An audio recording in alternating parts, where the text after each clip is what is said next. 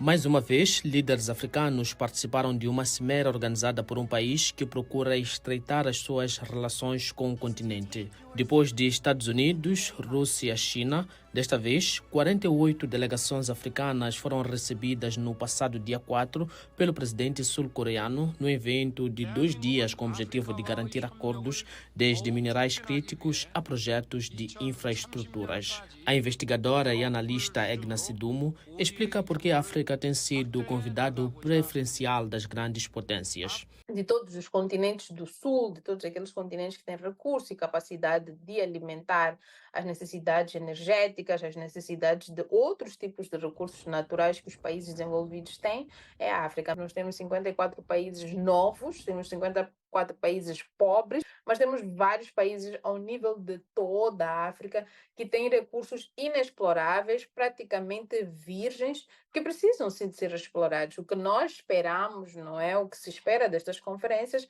é que, mais do que responder às demandas da Coreia do Sul, do Japão, da China, dos Estados Unidos, da Rússia, etc., é que elas possam corresponder às necessidades que os países africanos têm também. Então, por exemplo, um dos resultados mais visíveis que nós podemos, por exemplo, ahm, notar, por exemplo, da última conferência com a China, com a Rússia, é o ímpeto enorme que a Rússia começou a ganhar em África, não apenas, não necessariamente ainda em questões de recursos, mas em termos geopolíticos, de controle de recursos.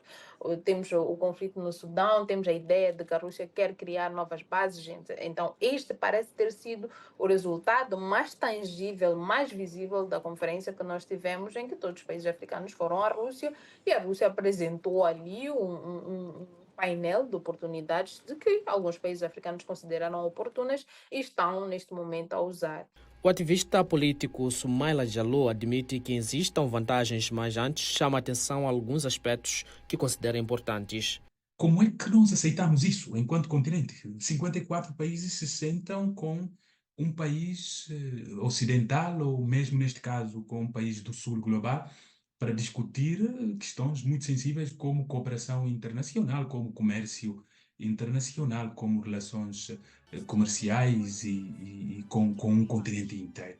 Sabendo das nossas diversidades e até dos estados diferentes da evolução dos nossos países, do desenvolvimento dos nossos países, não é?